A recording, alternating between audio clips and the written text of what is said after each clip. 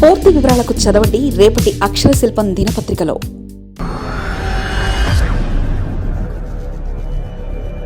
తెలంగాణలో ఇక పెద్దల యుద్ధం. రాజ్యసభ ఎన్నికల షెడ్యూల్ విడుదల. 10 రాష్ట్రాలలో 37 సీట్లకు నగారా. తెలంగాణలో 2 స్థానాలకు సమరం. మార్చి 16న పోలింగ్. కాంగ్రెస్ బీఆర్ఎస్ వ్యూహ ప్రతివ్యూహాలు. అధికార హస్తం పార్టీకే అధిక అవకాశం. స్థానిక సమరం ముగిసింది. త్వరలో పెద్దల యుద్ధం ప్రారంభమవుతుంది. దేశవ్యాప్తంగా ఖాళీ అవుతున్న రాజ్యసభ స్థానాల భర్తీకి కేంద్ర ఎన్నికల సంఘం బుధవారం నోటిఫికేషన్ విడుదల చేసింది. 10 రాష్ట్రాల్లోని 37 స్థానాలకు ఈ ఎన్నికలు జరగనున్నాయి. అందులో తెలంగాణకు సంబంధించి 2 స్థానాలున్నాయి. ఏప్రిల్ 9, 2026తో పదవీకాలం ముగినున్న కేఆర్ సురేష్ రెడ్డి బీఆర్ఎస్, అభిషేక్ మను సింఘ్వి కాంగ్రెస్ స్థానాలను భర్తీ చేసేందుకు ఈ ఎన్నికలు నిర్వహించనున్నారు. ఈ నెల 26న ఎన్నికల నోటిఫికేషన్ వెలువడుతుంది. అప్పటి నుంచి నామినేషన్ల ప్రక్రియ ప్రారంభమవుతుంది. మార్చి 5వ తేదీతో నామినేషన్ల సమర్పణకు గడువు ముగుస్తుంది. మార్చి 6 నాటికి పరిశీలన, 9 ఉపసంహరణకు అవకాశం ఉంటుంది. మార్చి 16న పోలింగ్, ఆ వెంటనే లెక్కింపు. ఆ రోజు సాయంత్రం 5 గంటలకు ఫలితాల ప్రకటన జరుగుతుంది.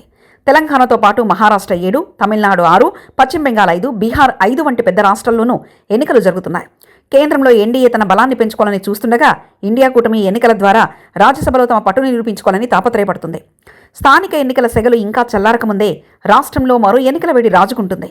అయితే ఈ పెద్దల సభకు జరిగే ఎన్నికల్లో ప్రజల భాగస్వామ్యం ఉండదు.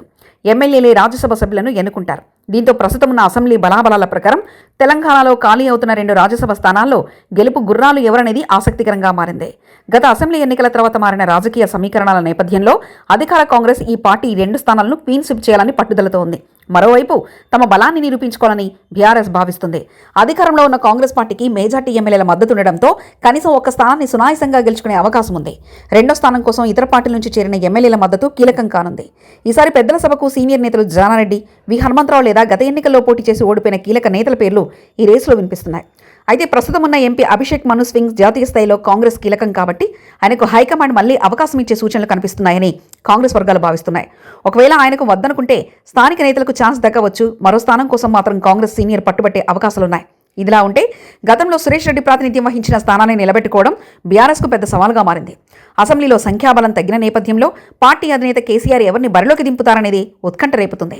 గెలిచే అవకాశాలు తక్కువగా ఉన్నా పోటీలో నిలబడి తమ క్యాడర్ను ఉత్సాహపరచాలని గులాబీదళం భావిస్తుంది. పార్టీ ఫిరాయింపులు, కోర్టు తీర్పుల నేపథ్యంలో ఎమ్మెల్యేల ఓట్ల లెక్కింపు అత్యంత కీలకం కావుంది. సాధారణంగా రాజ్యసభ ఎన్నికల్లో ఎమ్మెల్యేల సంఖ్యాబలం ఏ పార్టీకి ఎక్కువగా ఉంటే ఆ పార్టీకే విజయావకాశాలుంటాయి. తెలంగాణలో ప్రస్తుతానికి కాంగ్రెస్కు స్పష్టమైన మొగ్గు కనిపిస్తున్నట్టుకి బీఆర్ఎస్ వైఖరి, స్వతంత్ర అభ్యర్థుల ఎంట్రీ ఏదైనా ఉంటే ఎన్నికలు రసవత్తంగా మారతాయి. తెలంగాణ అసెంబ్లీలో ప్రస్తుతం ఉన్న పార్టీల బలాబలాలను బట్టి చూస్తే ఇప్పుడు ఖాళీ అవుతున్న 2 రాజ్యసభ స్థానాల సమీకరణాలు చాలా ఆసక్తికరంగా ఉన్నాయి. ముఖ్యంగా కాంగ్రెస్ పార్టీలో చేరిన బీఆర్ఎస్ ఎమ్మెల్యేల అంశం ఇక్కడ కీలకం కాబోతుంది. ప్రస్తుతం అసెంబ్లీలో ఉన్న సీట్లను ఖాళీ అయిన 2 రాజ్యసభ సీట్ల ప్రకారం ఒక్కో స్థానానికి 41 మంది ఎమ్మెల్యేల ఓట్లు అవసరం. దీని ప్రకారం 2 రాజ్యసభ స్థానాలకు 82 మంది ఎమ్మెల్యేల అవసరం ఉంది. ప్రస్తుతం తెలంగాణ అసెంబ్లీలో 119 మంది సభ్యులు ఉన్నారు. ఇందులో కాంగ్రెస్కు 64, సిపిఐకి 1 ఎమ్మెల్యే ఉన్నారు. గత ఏడాది కాలంలో బీఆర్ఎస్ నుంచి సుమారు 10 మందికి పైగా ఎమ్మెల్యేలు కాంగ్రెస్ తీర్థం పుచ్చుకున్నారు. దీంతో మొత్తంగా కాంగ్రెస్కు 75 నుంచి 78 మంది బలం ఉంది. దీని ప్రకారం కాంగ్రెస్కు 1 సీటు, 41 ఓట్లు ఖచ్చితంగా వస్తుంది. 2వ సీటు గెలవాలంటే మరో 4 నుంచి 7 మంది ఎమ్మెల్యేల మద్దతు ఇవ్వాల్సి ఉంటుంది. అయినప్పటికీ స్వతంత్రులు లేదా ఇతర మద్దతుతో 2వ సీటును కూడా కైవసం చేసుకోవాలని కాంగ్రెస్ వ్యూహరచన చేస్తుంది. బీఆర్ఎస్కు 39 ఎమ్మెల్యేలు గెలిచినప్పటికీ 10 మంది కాంగ్రెస్లో చేరడంతో ఆ పార్టీ బలం 29కి పడిపోయింది. దీంతో రాజ్యసభ స్థానాన్ని దక్కించుకునే అవకాశమే లేదు. అలాగే మజ్లిస్ పార్టీకి 7 ఎమ్మెల్యేలు ఉన్నారు. వీరు ఎవరికి మద్దతు ఇస్తారనేది కీలకం. సాధారణంగా వీరు అధికార పార్టీ కాంగ్రెస్ వైపు మొగ్గు చూపే అవకాశం ఉంది. ఒకవేళ వీరు కాంగ్రెస్కు ఓటు వేస్తే కాంగ్రెస్కు 2వ సీటు గెలవడం నల్లేరుపై నడకే అవుతుంది. మార్చి 16న సాయంత్రం 5 గంటలకే ఫలితాలు వెలువడడంతో ఆ రోజే తెలంగాణ నుంచి పెద్దల సభకు వెళ్లే కొత్త ప్రతినిధులు ఎవరనేది తేలిపోనుంది. మరిన్ని కథనాల కోసం సబ్స్క్రైబ్ చేసుకోండి మీ అక్షర శిల్పం.